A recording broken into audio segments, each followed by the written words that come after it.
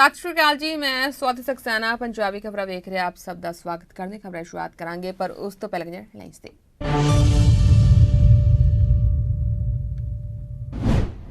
पंजाब मुख्यमंत्री कैप्टन अमरिंदर सिंह ने की अहम प्रेस कॉन्फ्रेंस, दसी अपने 4 साल की कारगुजारी, कहा मैनीफेस्टो से 85% वादे किए।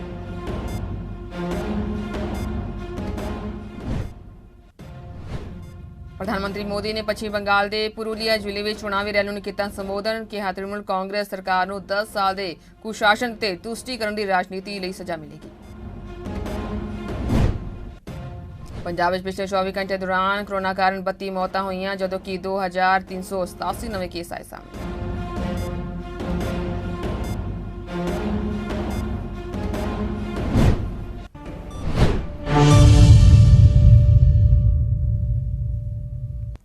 पंजाब मुख्यमंत्री कैप्टन अमरिंदर सिंह ने प्रेस कॉन्फ्रेंस करके अपने 4 साल का लेखा जोखा पेश किया है। उन्होंने चंडीगढ़ में प्रेस कॉन्फ्रेंस करके पंजाब की जनता को दस्सिया कि उन्होंने सरकार वालों की कुछ किया गया। पंजाब में अगले साल होने जा रही चोणों तो पहला कैप्टन ने जनता के हर सवाल का जवाब देने की कोशिश की। कैप्टन ने दावा किया है कि कोरोना में भी सरकार ने चंगा काम किया है। उन्होंने मन्निया है कि कोरोना कारण अर्थव्यवस्था बिगड़ी है, पर फिर भी असी काफ़ी हद तक अपने वादे पूरे किए नहीं। उन्होंने दावा किया है कि मैनीफेस्टो के 85% वादे पूरे किए गए हैं। We have today completed 85% of our manifesto. This is a record for India. The last time somebody crossed 80 was 81%, which was done by Chandrababu Naidu when he was Chief Minister of Andhra Pradesh. After that, we have now completed 85%.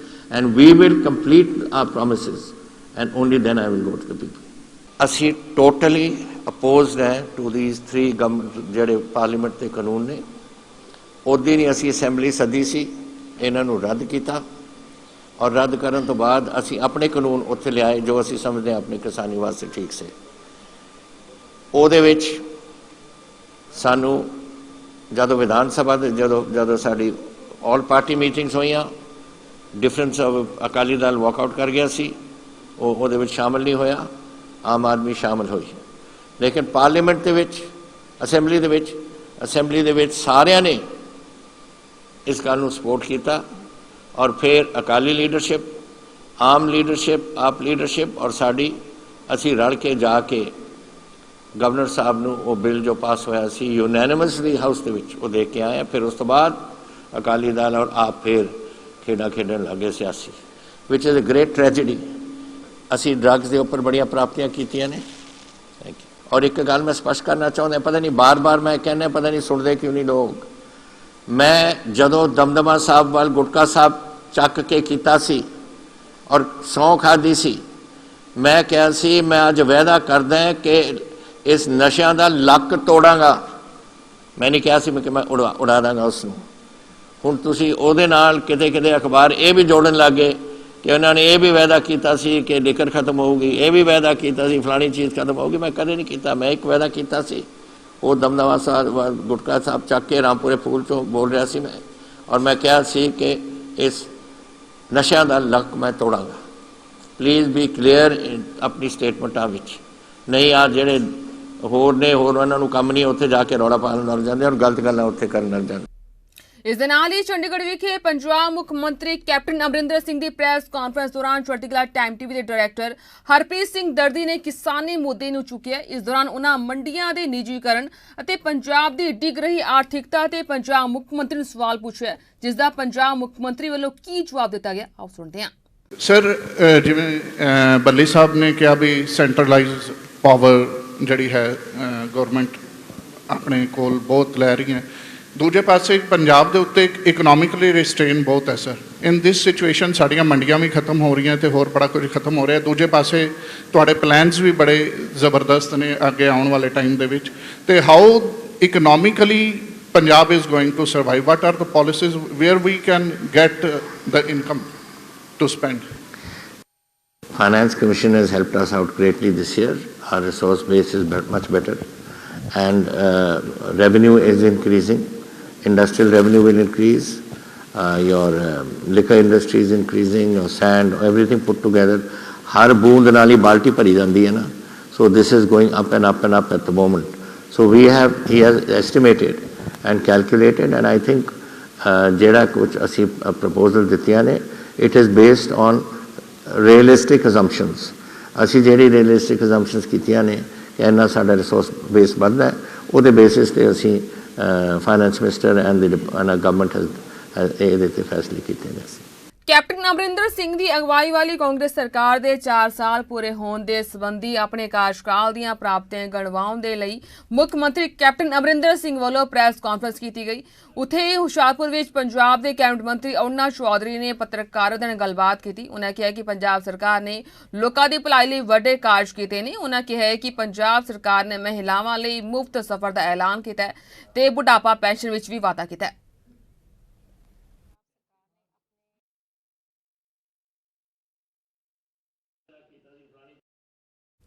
प्रधानमंत्री मोदी ने पश्चिमी बंगाल के पुरुलिया जिले में चुनावी rally ਨੂੰ ਸੰਬੋਧਨ ਕਰਦੇ ਹੋਏ ਕਿਹਾ ਕਿ ਤ੍ਰਿਣਮੂਲ ਕਾਂਗਰਸ ਸਰਕਾਰ ਨੂੰ 10 ਸਾਲ ਦੇ ਕੁਸ਼ਾਸਨ ਅਤੇ ਤੁਸ਼ਟੀਕਰਨ ਦੀ ਰਾਜਨੀਤੀ ਲਈ ਸਜ਼ਾ ਮਿਲੇਗੀ। ਮੋਦੀ ਨੇ ਪੁਰੂਲੀਆ ਵਿੱਚ ਜਲ ਸੰਕਟ ਨੂੰ ਲੈ ਕੇ ਮਮਤਾ ਬੈਨਰਜੀ ਸਰਕਾਰ ਨੂੰ ਘੇਰਦੇ ਹੋਏ ਕਿਹਾ ਕਿ ਸੂਬਾ ਸਰਕਾਰ ਦੇ ਕੰਮ ਨਾ ਕਰਨ ਕਾਰਨ ਪੁਰੂਲੀਆ ਗੰਭੀਰ ਜਲ ਸੰਕਟ ਦਾ ਸਾਹਮਣਾ ਕਰ ਰਿਹਾ ਹੈ। ਉਹਨਾਂ ਦੋਸ਼ ਲਗਾਇਆ ਕਿ ਟੀਐਮਸੀ ਸਰਕਾਰ ਨੇ ਪੁਰੂਲੀਆ ਨੂੰ ਸਿਰਫ ਜਲ ਸੰਕਟ, ਜਬਰਨ ਪਲਾਇਨ ਅਤੇ ਭੇਦਭਾਵ ਭਰਿਆ ਪ੍ਰਸ਼ਾਸਨ ਦਿੱਤਾ ਹੈ।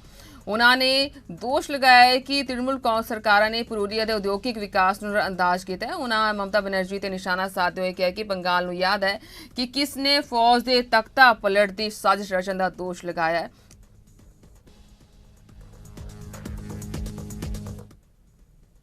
पंजाब में पिछले 24 घंटे दौरान कोरोना कारण 32 मौतां होईयां ने, जदों कि 2387 नवे केस सामने आ चुके हैं, जिस कारण एक्टिव मरीजों की गिनती हुण वध के 14,366 हो चुकी है, जदों कि सूबे में हुण तक कुल पॉजिटिव मरीजों की गिनती वध के 20,54,018 हो गई है, जदों कि 18,48,048 मरीज ठीक होकर घरों परत चुके हैं।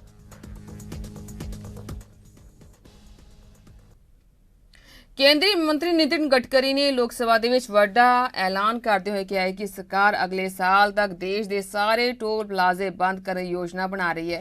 टैक्नोलॉजी की मदद नाल आने वाले समय में उन्हां दी टोल का भुगतान करना होगा जिन्ना तुसी सड़क उपर चलोगे। दरअसल अमरोहा तो बसपा के संसद मैंबर कुंवर दानिश अली ने गढ़ मुक्तेश्वर नेड़े सड़क ते म्यूनसिपल सीमा विच टोल प्लाजा लगाउण दा मुद्दा उठाया सी। इस दा जवाब देंदे होया नितिन गडकरी ने कहा कि पिछली सरकार सड़क योजनावां दे निर्माण विच कुताही की गई है, जिस नाल कई जगह टोल प्लाजे भी गलत जगह बनाए हुए ने, जो कि पूरी तरह नाल गलत ने। नितिन गडकरी ने कहा कि हुण जेकर टोल प्लाजा हटा दिते गए तां सड़क बनाने वाली कंपनी मुआवजे की मांग करेगी, पर अगले 1 साल विच सरकार ने देश के सारे टोल बंद करने की योजना बनाई है। जे तुसी भी नवी कार खरीदी है ਅਤੇ ਕੁਝ ਦਿਨਾਂ ਬਾਅਦ ਹੀ ਉਸ ਵਿੱਚ ਕੋਈ ਖਰਾਬੀ ਆ ਗਈ ਹੈ ਤਾਂ ਕਾਰ ਬਣਾਉਣ ਵਾਲੀ ਕੰਪਨੀ ਨੂੰ ਇਸ ਨੂੰ ਰੀਕਾਲ ਕਰਨਾ ਹੋਵੇਗਾ। यही नहीं, कंपनी तुहानू एक नवी कार देगी। इस नियम नू जो कंपनी नहीं मनेगी उसते 10 लाख रुपए तो 1 करोड़ रुपए तक का जुर्माना भी लगाया जा सकता है। केंद्रीय सड़क आवाजाही और राजमार्ग मंत्रालय ने इस तरह का नियम बना लिया है। यह नियम 1 अप्रैल 2021 तो लागू होने वाला है, इसलिए सरकार वालों नोटिफिकेशन जारी कर दिता गया। यह नियम लागू हो जाने तो बाद जेकर तुहाडी कार विच कोई खराबी निकलती है तो कार निर्माता नू कार रिकॉल करनी पवेगी और तुहानू नवी गड्डी देनी पवेगी। नवे नियम विच कार रिकॉल करन दी प्रक्रिया तय की गई है। इस तहत कोई भी कार निर्माता कंपनी उदों ही कार रिकॉल करने लई मजबूर होवेगी जदों गड्डी लॉन्च होने दे 7 सालां दे अंदर उस कोल 20% गड्डियां विच खराबी दीयां शिकायतां आउणगीआं।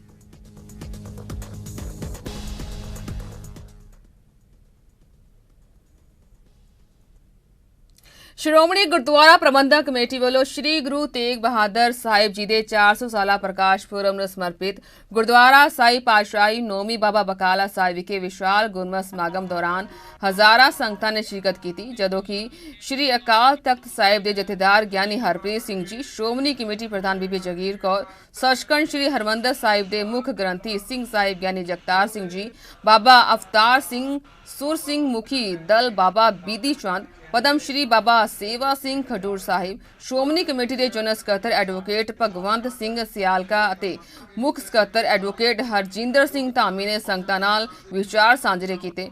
ਇਸ ਮੌਕੇ ਸ਼੍ਰੀ ਅਕਾਲ ਤਖਤ ਸਾਹਿਬ ਦੇ ਜਥੇਦਾਰ ਗਿਆਨੀ ਹਰਪ੍ਰੀਤ ਸਿੰਘ ਜੀ ਨੇ ਜਿੱਥੇ ਗੁਰੂ ਸਾਹਿਬ ਦੇ ਜੀਵਨ ਇਤਿਹਾਸ ਅਤੇ ਉਹਨਾਂ ਦੇ ਫਲਸਫੇ ਤੋਂ ਸੰਗਤਾਂ ਨੂੰ ਜਾਣੂ ਕਰਵਾਇਆ, ਉੱਤੇ ਹੀ ਸਮੇਂ-ਸਮੇਂ ਹਕੂਮਤਾਂ ਵੱਲੋਂ ਘੱਟ ਗਿਣਤੀਆਂ ਨੂੰ ਦਬਾਉਣ ਲਈ ਚੱਲੀਆਂ ਜਾਂਦੀਆਂ ਚਾਲਾਂ ਨੂੰ ਦੇਸ਼ ਲਈ ਘਾਤਕ ਦੱਸਿਆ। ਸਮਾਗਮ ਦੌਰਾਨ ਸ਼੍ਰੋਮਣੀ ਕਮੇਟੀ ਦੇ ਪ੍ਰਧਾਨ ਬੀਬੀ ਜਗੀਰ ਕੌਰ ਨੇ ਕਿਹਾ ਕਿ ਸ਼੍ਰੀ ਗੁਰੂ ਤੇਗ ਬਹਾਦਰ ਸਾਹਿਬ ਜੀ ਨੇ ਸਮਾਜ ਦੀ ਬਿਹਤਰੀ ਲਈ ਜੋ ਮਾਰਗ ਦਰਸ਼ਨ ਦਿੱਤਾ ਹੈ ਉਹ ਦੁਨੀਆ ਦੇ ਧਾਰਮਿਕ ਇਤਿਹਾਸ ਅੰਦਰ ਅਸਲੋਂ ਨਹੀਂ ਵੇਖਿਆ।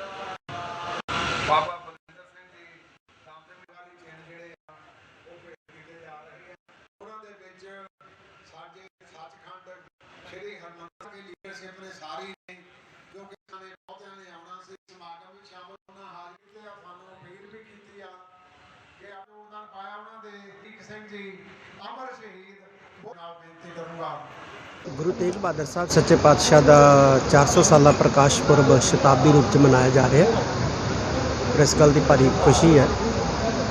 ਸ਼ਤਾਬਦੀਆਂ ਜਿੰਨੀਆਂ ਵੀ ਅਸੀਂ ਮਨਾਈਆਂ ਨੇ ਤਾਂ ਸਾਰੀਆਂ ਦੀਆਂ ਸਾਰੀਆਂ ਸ਼ਤਾਬਦੀਆਂ ਸਾਡੇ ਪ੍ਰਚਾਰ ਪ੍ਰਸਾਰ ਦੇ ਲਈ ਇੱਕ ਬਹੁਤ ਵਧੀਆ ਮੀਲ ਪੱਥਰ ਸਾਬਤ ਹੋਈਆਂ ਨੇ। ਇਹ ਜਿਹੜੀ ਸ਼ਤਾਬਦੀ ਧੰਨ ਗੁਰੂ ਤੇਗ ਬਹਾਦਰ ਸਾਹਿਬ ਸੱਚੇ ਪਾਤਸ਼ਾਹ ਦੇ 400 ਸਾਲਾ ਪ੍ਰਕਾਸ਼ ਪੁਰਬ ਨੂੰ ਮਨਾਈ ਜਾ ਰਹੀ ਹੈ, ਭਾਵੇਂ ਉਸ ਸਮੇਂ ਆਈ ਹੈ ਜਦੋਂ ਸੰਸਾਰ ਦੇ ਵਿੱਚ ਪੈਂਡੈਮਿਕ ਜਿਹੜੀ ਹੈ ਉਹ ਫੈਲੀ ਹੋਈ ਹੈ, ਪਰ ਫਿਰ ਵੀ ਇਹ ਸਾਡੇ ਵਾਸਤੇ ਇੱਕ ਬਹੁਤ ਵਧੀਆ ਮੌਕਾ ਹੈ ਕਿ ਅਸੀਂ ਧੰਨ ਗੁਰੂ ਤੇਗ ਬਹਾਦਰ ਸਾਹਿਬ ਜੀ ਦੀ ਵਿਚਾਰਧਾਰਾ ਤੇ ਉਹਨਾਂ ਦੇ ਜੀਵਨ ਵਰਤਾਂਤ ਤੋਂ, ਉਹਨਾਂ ਦੀ ਮਹਾਨ ਸ਼ਹਾਦਤ ਤੋਂ ਕੇਵਲ ਸਿੱਖਾਂ ਨੂੰ ਨਹੀਂ ਬਲਕਿ ਗੈਰ ਸਿੱਖਾਂ ਨੂੰ ਵੀ ਜਾਣੂ ਕਰਵਾਉਣ ਦੇ ਲਈ ਯਤਨ ਕਰੀਏ। ਦੁਨੀਆ ਭਰ ਦੀਆਂ ਗੁਰਦੁਆਰਾ ਕਮੇਟੀਆਂ, ਸੰਸਥਾਵਾਂ ਇਸ ਗੱਲ ਲਈ ਵਚਨਬੱਧ ਹੋਣ ਕਿ ਅਸੀਂ ਧੰਨ ਸਾਹਿਬ ਸ੍ਰੀ ਗੁਰੂ ਤੇਗ ਬਹਾਦਰ ਸਾਹਿਬ ਜੀ ਦੀ ਸ਼ਤਾਬਦੀ ਪੁਰਬ ਮੌਕੇ ਨਵੀਂ ਵਿਉਂਤਬੰਦੀ ਕਰਦੇ ਹਾਂ, ਆਧੁਨਿਕ ਢੰਗ ਦੇ ਨਾਲ ਗੁਰੂ ਤੇਗ ਬਹਾਦਰ ਸਾਹਿਬ ਜੀ ਦੀ ਵਿਚਾਰਧਾਰਾ ਤੇ ਉਹਨਾਂ ਦੇ ਜੀਵਨ ਵਰਤਾਂਤ, ਉਹਨਾਂ ਦੀ ਸ਼ਹਾਦਤ ਦਾ ਸੰਕਲਪ, ਇਹ ਸਾਰਾ ਜਿਹੜਾ ਹੈ ਅਸੀਂ ਪ੍ਰਚਾਰ ਪ੍ਰਸਾਰ ਸਕੀਏ। ਇਹ ਸਾਰੀਆਂ ਸੰਸਥਾਵਾਂ ਨੂੰ ਅਪੀਲ ਹੈ। ਸ਼੍ਰੋਮਣੀ ਗੁਰਦੁਆਰਾ ਪ੍ਰਬੰਧਕ ਕਮੇਟੀ ਵੱਲੋਂ ਅੱਜ ਬਾਬਾ ਬਕਾਲਾ ਸਾਹਿਬ ਦੀ ਪਾਵਨ ਧਰਤੀ ਦੇ ਉੱਤੇ ਵੱਡੇ ਸਮਾਗਮ ਕੀਤੇ ਜਾ ਰਹੇ ਨੇ। ਬੜਾ ਮਹਾਨ ਅਸਥਾਨ ਹੈ ਧੰਨ ਗੁਰੂ ਤੇਗ ਬਹਾਦਰ ਸਾਹਿਬ ਜੀ ਦਾ ਬਾਬਾ ਬਕਾਲਾ ਸਾਹਿਬ ਜੀ, ਕਿਉਂਕਿ ਇੱਥੇ ਲੰਬਾ ਸਮਾਂ ਧੰਨ ਗੁਰੂ ਤੇਗ ਬਹਾਦਰ ਸਾਹਿਬ ਜੀ ਨੇ ਪੰਜ ਭੌਤਿਕ ਤਨ ਦੇ ਵਿੱਚ ਬਤੀਤ ਕਰਦਿਆਂ ਇੱਥੇ ਬਤੀਤ ਕੀਤਾ ਤੇ ਜ਼ਰੂਰੀ ਸੀ ਇਸ ਸਥਾਨ ਦੇ ਉੱਤੇ ਸਮਾਗਮ ਕਰਨਾ। ਸ਼੍ਰੋਮਣੀ ਗੁਰਦੁਆਰਾ ਪ੍ਰਬੰਧਕ ਕਮੇਟੀ ਸਮਾਗਮ ਕਰ ਰਹੀ ਹੈ। ਮੈਂ ਅਤੀ ਧੰਨਵਾਦੀ ਹਾਂ ਸ਼੍ਰੋਮਣੀ ਗੁਰਦੁਆਰਾ ਪ੍ਰਬੰਧਕ ਕਮੇਟੀ ਦਾ ਵੀ, ਤੇ ਇਸ ਤਰ੍ਹਾਂ ਸਮਾਗਮ ਕਰਨੇ ਚਾਹੀਦੇ। ਇਹਨੇ ਸਿਰ ਤੇ ਮਿਹਰ ਭਰੇ ਹੱਥ ਰੱਖ ਕੇ ਸ਼੍ਰੋਮਣੀ ਗੁਰਦੁਆਰਾ ਪ੍ਰਬੰਧਕ ਕਮੇਟੀ ਦੇ ਸਾਰੇ ਸੇਵਾਦਾਰਾਂ ਕੋਲੋਂ, ਸਾਰੇ ਪ੍ਰਚਾਰਕਾਂ, ਸਾਰੇ ਮੁਲਾਜ਼ਮਾਂ ਤੇ ਸਾਰੀ ਜਥੇਬੰਦੀ ਕੋਲੋਂ ਇਹ ਵੱਡਾ ਕਾਰਜ ਜਿਹੜਾ ਸੀਗਾ 400 ਸਾਲਾਂ ਦਾ ਪ੍ਰਕਾਸ਼ ਉਤਸਵ ਦੀ ਪਹਿਲੀ ਸ਼ਤਾਬਦੀ ਦੇ ਪਹਿਲੇ ਸਮਾਗਮ ਬਹੁਤ ਮਿਹਰ ਭਰੇ ਹੱਥ ਰੱਖ ਕੇ ਕਰਵਾਏ, ਔਰ ਇੰਨੀ ਸਫਲਤਾ ਜਿਹੜੀ ਹੋਈ ਹੈ, ਮੈਂ ਪਾਤਸ਼ਾਹ ਦਾ ਲੱਖ ਲੱਖ ਸ਼ੁਕਰਾਨਾ ਕਰਦੀ ਹਾਂ। ਤੇ ਨਾਲ ਸੰਗਤ ਦਾ ਧੰਨਵਾਦ, ਸਾਰੀ ਖਾਲਸਾ ਪੰਥ ਦਾ ਧੰਨਵਾਦ ਜਿਨ੍ਹਾਂ ਨੇ ਵੱਡੇ ਸਹਿਯੋਗ ਦੇ ਕੇ ਇਹਦੀ ਰੌਣਕਾਂ 'ਚ ਵਾਧਾ ਕੀਤਾ। ਮੈਂ ਮਾਫੀ ਵੀ ਮੰਗਦੀ ਹਾਂ ਜੇ ਕੋਈ ਕਮੀ ਰਹਿ ਗਈ ਹੋਵੇ ਸੇਵਾ ਵਿੱਚ, ਕਿਸੇ ਦੀ ਆਮਦ ਵਿੱਚ, ਕਿਸੇ ਦੀ ਆਓ ਭਗਤ ਵਿੱਚ, ਮੈਂ ਸਾਰੀ ਸੰਗਤ ਕੋਲ ਮਾਫੀ ਮੰਗਦੀ ਹਾਂ। ਤੇ ਨਾਲ ਹੀ ਜੋ ਹੋਲੇ ਮਹੱਲੇ ਦੇ ਦਿਹਾੜੇ ਆ ਰਹੇ ਆ, ਉੱਥੇ ਵੀ ਗੁਰੂ ਤੇਗ ਬਹਾਦਰ ਸਾਹਿਬ ਜੀ ਦੇ ਇਸ ਸਮਾਗਮ ਨੂੰ ਸਮਰਪਿਤ ਕਰਕੇ ਵੱਡੇ ਸਮਾਗਮ ਕੀਤੇ ਜਾ ਰਹੇ 24 ਤਰੀਕ ਤੋਂ ਸ਼ੁਰੂ ਕਰਕੇ 29 ਤਰੀਕ ਤੱਕ। ਮੈਂ ਸਾਰੀ ਸੰਗਤ ਨੂੰ ਬੇਨਤੀ ਕਰਾਂਗੀ ਕਿ ਉੱਥੇ ਵੀ ਹੋਮ ਹਮਾ ਕੇ ਪੁੱਜੋ। ਪਰ ਮੈਨੂੰ ਅੱਜ ਇੱਕ ਅਫਸੋਸ ਹੋਇਆ ਕਿ ਜਿਹੜਾ ਡਿਪਟੀ ਕਮਿਸ਼ਨਰ ਸਾਹਿਬ ਨੇ ਇੱਕ ਹੁਕਮ ਜਾਰੀ ਕੀਤਾ, ਇੱਕ ਉਹਨਾਂ ਨੇ ਜੋ ਬਿਆਨ ਦਿੱਤਾ ਕਿ ਉੱਥੇ ਜਿਹੜਾ ਵੀ ਆਵੇ ਉਹ ਕਰੋਨਾ ਟੈਸਟ 72 ਘੰਟਿਆਂ ਦੇ ਵਿੱਚ ਕਰਾ ਕੇ ਆਵੇ। ਬੜੀ ਦੁੱਖ ਦੀ ਗੱਲ ਹੈ ਕਿ ਐਡੇ ਵੱਡੇ ਸਮਾਗਮ ਦੇ ਵਿੱਚ ਲੱਖਾਂ ਦੀ ਗਿਣਤੀ ਸੰਗਤਾਂ ਨੇ ਆਉਣਾ। ਕੋਈ ਟਰੈਕਟਰ ਤੇ ਆਏਗਾ, ਕੋਈ ਟਰਾਲੀ ਤੇ ਆਏਗਾ, ਕੋਈ ਬੱਸ ਤੇ ਆਏਗਾ, ਕੋਈ ਪੈਦਲ ਆਏਗਾ, ਕੋਈ ਸਾਈਕਲ ਤੇ ਆਏਗਾ, ਸਕੂਟਰ ਤੇ ਆਏਗਾ। ਹੁਣ ਇੰਨੇ ਲੱਖਾਂ ਲੋਕ ਜਿਹੜੇ ਹੈ ਉਹ 72 ਘੰਟੇ ਕਿੱਦਾਂ ਟੈਸਟ ਕਰਾ ਸਕਦੇ ਆ। ਮੈਂ ਸਮਝਦੀ ਹਾਂ ਕਿ ਸਰਕਾਰ ਦੀ ਨੀਅਤ ਜਿਹੜੀ ਹੈ ਉਹ ਐਂਟੀ ਹੁੰਦੀ ਜਾ ਰਹੀ ਹੈ ਕਿ ਐਡੇ ਵੱਡੇ ਸਮਾਗਮ ਵੇਖ ਕੇ, ਇੰਨੀ ਸ਼ਰਧਾ ਵੇਖ ਕੇ, ਇੰਨਾ ਸਤਿਕਾਰ ਵੇਖ ਕੇ ਮੈਂ ਬੇਨਤੀ ਕਰਾਂਗੀ ਕੈਪਟਨ ਸਾਹਿਬ ਨੂੰ, ਮੁੱਖ ਮੰਤਰੀ ਜੀ ਨੂੰ ਕਿ ਇਹ ਹਦਾਇਤਾਂ ਇਸ ਤਰ੍ਹਾਂ ਦੀਆਂ ਜਾਰੀ ਕਰਕੇ ਇਹਨਾਂ ਸਮਾਗਮ ਵਿੱਚ ਰੁਕਾਵਟ ਨਾ ਪਾਓ। ਜੇ ਤੁਸੀਂ ਕੋਈ ਇਹੀ ਹੁਕਮ ਕਰਨਾ ਕਿ ਸਮਾਗਮ ਨਾ ਕੀਤੇ ਜਾਣ, ਫਿਰ ਇਹ ਆਪ ਉੱਦਾਂ ਐਲਾਨ ਕਰੋ, ਪਰ ਲੋਕਾਂ ਨੂੰ ਰੋਕੋ ਨਾ ਜਿਹੜੀ ਸੰਗਤ ਨੇ ਆਉਣਾ ਹੈ। ਭਾਰਤੀ ਨੇਪਾਲ ਦੇ ਰਾਜਦੂਤ ਨੀਲੰਬਰ ਆਚਾਰਿਆ ਨੇ ਲੋਕ ਸਭਾ ਸਪੀਕਰ ਓਮ ਬਿਰਲਾ ਦੇ ਨਾਲ ਮੁਲਾਕਾਤ ਕੀਤੀ ਹੈ, ਜਿਸ ਦੌਰਾਨ ਕਈ ਅਹਿਮ ਮਾਮਲੇ ਦੇ ਵਿਚਾਰ ਚਰਚਾਵਾਂ ਕੀਤੀ ਗਈਆਂ ਨੇ।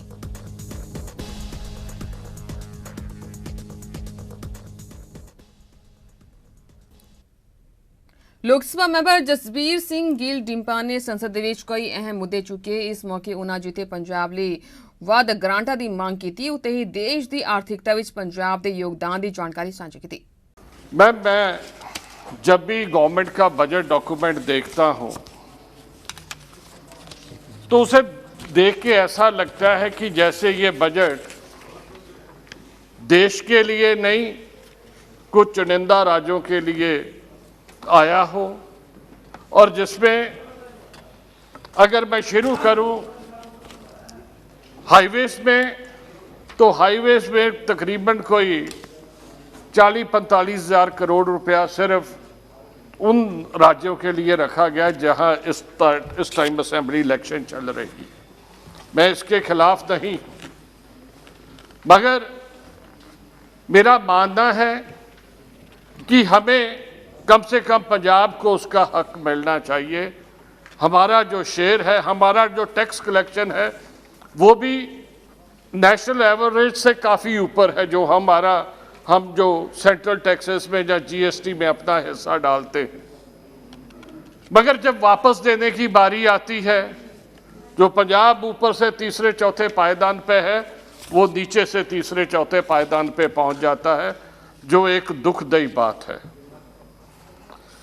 हमें इंफ्रास्ट्रक्चर की बहुत ज़रूरत है, खासकर जो स्टेट्स या जो डिस्ट्रिक्ट्स नेशनल जिनका बॉर्डर इंटरनेशनल बॉर्डर पे लगते हैं, उनमें से भी वो देश यहाँ जो हमारा चाइना और पाकिस्तान के साथ जिनका बॉर्डर लगता है। मैम, हमारी काफ़ी ज़मीन है जो बार्ब्ड वायर के दूसरी तरफ पाकिस्तान की तरफ है, और वहाँ खेती का जो टाइम है वो सुबह 10 बजे से शाम 5 बजे तक रहता है। ना उससे पहले कोई जा सकता, ना उसके बाद जा सकता। और जब हाई कोर्ट में, सुप्रीम कोर्ट तक हमारे वो किसानों ने केस लड़ा, और सुप्रीम कोर्ट ने 10,000 रुपया पर एकड़ पर ईयर उनको जो कंपेंसेशन देने की उन्होंने ऑर्डर किया। पर बड़े अफसोस की बात है मैम, 2019 के बाद अभी तक एक पैसा पिछले 2 साल का उन किसानों को नहीं दिया गया, उसका कहीं भी जिक्र नहीं है। ये जो सबसे अफसोसनाक बात है मैम। आज मैम हमारे रोज जो नया, मैं धन्यवाद देता हूँ मोदी जी को, जिन्होंने ये सिख कॉरिडोर जड़ा गुरु नानक साहब का करतारपुर साहब कॉरिडोर, उसे खोलने में योगदान डाला है। मगर उसकी कनेक्टिविटी बढ़ाने की ज़रूरत है। ब्यास से 4 लेन रोड, अमृतसर से टांडा रोड। मगर जब ज़मीन एक्वायर की जाती है तो इतना कम रेट लगाया जाता है मैम, जो आदमी अपना घर बार अपनी ज़मीन छोड़ के कहीं और जाएगा तो उसको ये कंपनसेशन, उचित कंपनसेशन देने का प्रावधान हमें करना चाहिए। ਸਰਬੱਤ ਦਾ ਭਲਾ ਚੈਰੀਟੇਬਲ ਟਰਸਟ ਵੱਲੋਂ ਡਾਕਟਰ ਐਸ ਸਿੰਘ ਓਬਰਾਏ ਦੀ ਅਗਵਾਈ ਹੇਠ ਹੋਰ ਸੇਵਾਵਾਂ ਦੇ ਨਾਲ ਪੰਜਾਬ ਭਰ ਵਿੱਚ ਮੈਡੀਕਲ ਖੇਤਰ ਦੇ ਵਿੱਚ ਵੀ ਅਹਿਮ ਸੇਵਾਵਾਂ ਨਿਭਾਈਆਂ ਜਾ ਰਹੀਆਂ ਨੇ। ਇਸ ਲੜੀ ਤਹਿਤ ਬੀਤੇ ਦਿਨੀ ਸਰਬੱਤ ਦਾ ਭਲਾ ਚੈਰੀਟੇਬਲ ਟਰਸਟ ਵੱਲੋਂ ਰਾਜਿੰਦਰਾ ਹਸਪਤਾਲ ਪਟਿਆਲਾ ਵਿਖੇ Patiala thalassemia children welfare association ਨੂੰ 1 ਲੱਖ ਰੁਪਏ ਦੀ ਮਾਲੀ ਮਦਦ ਦਿੱਤੀ ਗਈ ਹੈ। ਸਰਬੱਤ ਦਾ ਭਲਾ ਚੈਰੀਟੇਬਲ ਟਰਸਟ ਦੇ ਖਜ਼ਾਨਚੀ ਸ਼੍ਰੀਮਤੀ ਮਨਿੰਦਰ ਕੌਰ ਓਬਰਾਏ ਅਤੇ ਟਰਸਟ ਦੇ ਡਾਇਰੈਕਟਰ ਐਜੂਕੇਸ਼ਨ ਸ਼੍ਰੀਮਤੀ ਇੰਦਰਜੀਤ ਕੌਰ ਗਿੱਲ ਨੇ ਐਸੋਸੀਏਸ਼ਨ ਦੇ ਜਨਰਲ ਸਕੱਤਰ ਵਿਜੇ ਪਾਵਾ ਨੂੰ 1 ਲੱਖ ਰੁਪਏ ਦਾ ਚੈੱਕ ਭੇਟ ਕੀਤਾ। ਇਸ ਐਸੋਸੀਏਸ਼ਨ ਨੂੰ ਡਾਕਟਰ ਓਬਰਾਏ ਵੱਲੋਂ ਹਰ ਸਾਲ ਮਾਲੀ ਮਦਦ ਦਿੱਤੀ ਜਾਂਦੀ ਹੈ ਤੇ ਪਿਛਲੇ 10 ਸਾਲਾਂ ਦੇ ਵਿੱਚ ਹੁਣ ਤੱਕ 20 ਲੱਖ ਰੁਪਏ ਦੀ ਮਦਦ ਦਿੱਤੀ ਜਾ ਚੁੱਕੀ ਹੈ। ਇਸ ਦੇ ਨਾਲ ਹੀ ਸਰਬੱਤ ਦਾ ਭਲਾ ਚੈਰੀਟੇਬਲ ਟਰਸਟ ਵੱਲੋਂ ਇਸ ਸਮੇਂ ਪੰਜਾਬ, ਹਰਿਆਣਾ, ਰਾਜਸਥਾਨ ਅਤੇ ਹਿਮਾਚਲ ਪ੍ਰਦੇਸ਼ ਵਿੱਚ ਲੋੜਵੰਦ ਪਰਿਵਾਰਾਂ ਦੇ ਲੋਕਾਂ ਲਈ ਕਲੀਨਿਕਲ ਲੈਬ ਖੋਲ੍ਹਣ ਦਾ ਪ੍ਰੋਗਰਾਮ ਵੀ ਆਰੰਭਿਆ ਜਾ ਚੁੱਕਿਆ ਹੈ। ਸਰਬੱਤ ਦਾ ਭਲਾ ਟਰਸਟ ਵੱਲੋਂ ਇਹ ਸੇਵਾ ਅੱਜ ਨਹੀਂ 10-12 ਸਾਲਾਂ ਤੋਂ ਕੀਤੀ ਜਾ ਰਹੀ ਹੈ। ਸਰਬੱਤ ਦਾ ਟਰਸਟ ਵੱਲੋਂ ਸਾਨੂੰ ਅੱਜ ਤੱਕ 20 ਲੱਖ ਰੁਪਇਆ ਜਿਹੜਾ ਹੈ ਇਹਨਾਂ ਬੱਚਿਆਂ ਦੀ ਦਵਾਈਆਂ ਵਾਸਤੇ, ਟੈਸਟ ਵਾਸਤੇ, ਉਹਨਾਂ ਦੇ ਜਿਹੜੇ ਮਹਿੰਗੇ ਟੈਸਟ ਹੁੰਦੇ ਨੇ ਉਹਦੇ ਲਈ ਪ੍ਰਦਾਨ ਕੀਤੇ ਜਾਂਦੇ ਨੇ। ਮੈਂ ਟਰਸਟ ਦੇ ਚੇਅਰਮੈਨ ਸਰਦਾਰ ਐਸਪੀ ਸਿੰਘ ਓਬਰਾਏ ਜੀ ਦਾ, ਮੈਡਮ ਜੀ ਦਾ ਅਤੇ ਪੂਰੀ ਸੰਸਥਾ ਦਾ ਸ਼ੁਕਰਗੁਜ਼ਾਰ ਹਾਂ ਕਿ ਇਹਨਾਂ ਬੱਚਿਆਂ ਵਾਸਤੇ ਜੋ ਇਹਨਾਂ ਨੇ ਉਪਰਾਲਾ ਕੀਤਾ ਹੋਇਆ ਹੈ। ਸਾਡੇ ਬੱਚਿਆਂ ਦੀ ਜ਼ਿੰਦਗੀ ਬਹੁਤ ਹੀ ਸੁਖਾਲੀ ਹੋ ਜਾਂਦੀ ਹੈ ਇਹਦੇ ਨਾਲ। ਸਾਡੇ ਕੋਲ 250 ਦੇ ਕਰੀਬ ਬੱਚੇ ਨੇ ਜਿਨ੍ਹਾਂ ਨੂੰ ਹਰ 3 ਮਹੀਨੇ ਬਾਅਦ ਇੱਕ ਫੈਰਾਟਿਨ ਟੈਸਟ ਕਰਾਉਣਾ ਪੈਂਦਾ ਹੈ। ਉਹ ਇੱਥੇ ਪਟਿਆਲੇ ਨਹੀਂ ਹੁੰਦਾ ਹੈਗਾ। ਲੇਕਿਨ ਉਹ ਸਾਨੂੰ ਪ੍ਰਾਈਵੇਟ ਲੈਬ ਤੋਂ 600-700 ਦੀ ਕੋਸਟ 'ਤੇ ਕਰਾਉਣਾ ਪੈਂਦਾ ਹੈ। ਹਰ ਬੱਚੇ ਲਈ ਉਹ ਜ਼ਰੂਰੀ ਹੋ ਜਾਂਦਾ ਹੈ। ਇਸ ਤੋਂ ਇਲਾਵਾ ਇੱਕ MRI2 ਟੈਸਟ ਹੁੰਦਾ ਹੈ ਜਿਹੜਾ ਕਿ 5000 ਦੀ ਕੀਮਤ ਦਾ ਹੁੰਦਾ ਹੈ। ਉਹ ਵੀ ਸਾਨੂੰ ਸਾਲ 'ਚ ਇੱਕ ਵਾਰੀ ਕਰਾਉਣਾ ਪੈਂਦਾ ਸਾਰੇ ਬੱਚਿਆਂ ਦਾ। ਉਹਦੇ ਲਈ ਵੀ ਅਸੀਂ ਕੋਸ਼ਿਸ਼ ਕਰਦੇ ਹਾਂ ਵੀ ਚਲੋ ਬੱਚਿਆਂ ਨੂੰ ਫ੍ਰੀ ਕਰਾਇਆ ਜਾਵੇ। ਇਹਨਾਂ ਪੈਸਿਆਂ ਦੇ ਨਾਲ ਅਸੀਂ ਸਾਰੇ ਬੱਚਿਆਂ ਦੇ ਟੈਸਟ ਫ੍ਰੀ ਕਰਾਉਂਦੇ ਹਾਂ। ਇਹ ਸੇਵਾ ਜਿਹੜੀ ਅੱਜ ਥੈਲੇਸੀਮੀਆ ਦੇ ਬੱਚਿਆਂ ਦੇ ਲਈ ਇਹ 1 ਲੱਖ ਰੁਪਏ ਦਾ ਚੈੱਕ ਸਰਬੱਤ ਦੇ ਭਲੇ ਵੱਲੋਂ ਦਿੱਤਾ ਗਿਆ। ਇਹ ਪਿਛਲੇ ਕਈ ਸਾਲਾਂ ਤੋਂ ਇਹਨਾਂ ਬੱਚਿਆਂ ਲਈ ਇਹ ਅਮਾਊਂਟ ਜਿਹੜੀ ਹੈ ਥੋੜੀ ਦਿੱਤੀ ਜਾਂਦੀ ਹੈ, ਬਹੁਤ ਘੱਟ ਹੈ, ਪਰੰਤੂ ਫਿਰ ਵੀ ਇਹਨਾਂ ਬੱਚਿਆਂ ਨੂੰ ਬਰਾਏ ਸਾਹਿਬ ਦੇ ਬਹੁਤ ਹੀ ਕਾਈਂਡ ਹਾਰਟਡ ਨੇ। ਉਹਨਾਂ ਨੂੰ ਜਿੱਥੇ ਵੀ ਕਿਤੇ ਕੋਈ ਇਸ ਤਰ੍ਹਾਂ ਦਾ ਲੱਗਦਾ ਮੈਡੀਕਲ ਏਡ ਜਿੱਥੇ ਵੀ ਚਾਹੀਦੀ ਹੈ ਉੱਥੇ ਕੁਛ ਨਾ ਕੁਛ ਆਪਣੀ ਕੰਟਰੀਬਿਊਸ਼ਨ ਜ਼ਰੂਰ ਪਾਉਂਦੇ ਨੇ। ਇਹ ਜਿਹੜਾ ਸਰਬੱਤ ਦਾ ਭਲਾ ਟਰਸਟ ਹੈ ਇਹ ਦੂਸਰੇ ਟਰਸਟਾਂ ਦੇ ਨਾਲੋਂ ਬਿਲਕੁਲ ਹੀ ਡਿਫਰੈਂਟ ਹੈ। ਇੱਥੇ ਸਿਰਫ ਇੱਕ ਤੇ ਇੱਕੋ ਹੀ ਬੰਦੇ ਦੀ ਜਿਹੜੇ ਡਾਕਟਰ SP ਸਿੰਘ ਰਵਾਇਆ ਉਹਨਾਂ ਦੀ ਆਪਣੀ ਕਮਾਈ ਦੇ ਵਿੱਚੋਂ ਹੀ ਸਾਰਾ ਜਿਹੜਾ ਪੈਸਾ ਹੈਗਾ ਇਹ ਹਰ ਇੱਕ ਜਿੱਥੇ ਵੀ ਕਿਤੇ ਦੇਣਾ ਹੁੰਦਾ ਉੱਥੇ ਆਪਣੀ ਕਮਾਈ 'ਚੋਂ ਦਿੰਦੇ ਆ। ਅਬਰਾਏ ਸਾਹਿਬ ਆਪਣੀ ਕਮਾਈ ਦਾ 98% ਹਿੱਸਾ ਜਿਹੜਾ ਹੈਗਾ ਉਹ ਇਹਨਾਂ ਭਲਾਈ ਦੇ ਕੰਮਾਂ ਉੱਤੇ ਲਾਉਂਦੇ ਨੇ।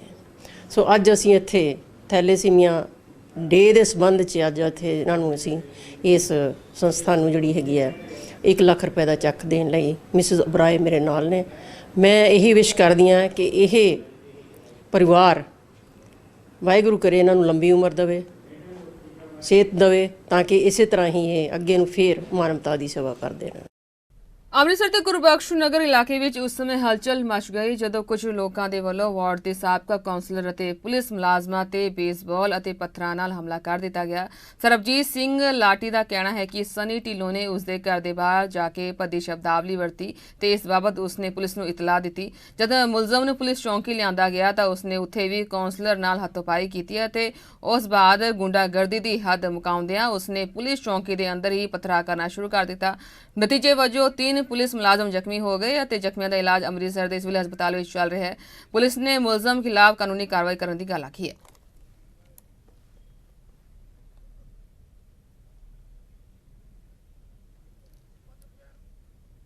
ਹੁਸ਼ਿਆਰਪੁਰ ਵਿੱਚ ਇੱਕ ਵਿਅਕਤੀ ਵੱਲੋਂ ਖੁਦਕੁਸ਼ੀ ਕਰਨ ਦਾ ਮਾਮਲਾ ਸਾਹਮਣੇ ਆਇਆ ਹੈ। ਮ੍ਰਿਤਕ ਦਾ ਨਾਮ ਜਤਿੰਦਰ ਸਿੰਘ ਦੱਸਿਆ ਜਾ ਰਿਹਾ ਹੈ ਕਿ ਜਤਿੰਦਰ ਨੇ ਜ਼ਹਿਰੀਲੀ ਚੀਜ਼ ਖਾ ਕੇ ਖੁਦਕੁਸ਼ੀ ਕੀਤੀ ਹੈ। ਹਾਲਾਂਕਿ ਹਾਲੇ ਤੱਕ ਇਸ ਖੁਦਕੁਸ਼ੀ ਦੇ ਕਾਰਨ ਦਾ ਖੁਲਾਸਾ ਨਹੀਂ ਹੋ ਸਕਿਆ। ਕਿਹਾ ਜਾ ਰਿਹਾ ਹੈ ਕਿ ਬੀਤੇ ਦਿਨੀ ਹੁਸ਼ਿਆਰਪੁਰ ਫਗਵਾੜਾ ਰੋਡ ਤੇ ਸਥਿਤ ਪਿੰਡ ਅੱਤੋਵਾਲ ਵਿਖੇ ਹੋਏ ਮੈਡੀਕਲ ਸਟੋਰ ਦੇ ਮਾਲਕ ਦੇ ਕਤਲ ਦੇ ਮਾਮਲੇ ਦੇ ਵਿੱਚ CCTV ਫੁਟੇਜ ਵਿੱਚ ਜੋ ਵਿਅਕਤੀ ਵੇਖਿਆ ਗਿਆ ਸੀ ਉਹ ਜਤਿੰਦਰ ਸੀ। ਇਸ ਦਾ ਆ ਗਿਆ ਦੇਸ਼ ਵਿਦੇਸ਼ ਦੀਆਂ ਖਬਰਾਂ ਵੇਖਣ ਦੇ ਲਈ ਤੁਸੀਂ ਬਣੇ ਹੋ ਚੜ੍ਹਦੀ ਕਲਾ ਟਾਈਮ ਟੀਵੀ ਨਾਲ। ਧੰਨਵਾਦ।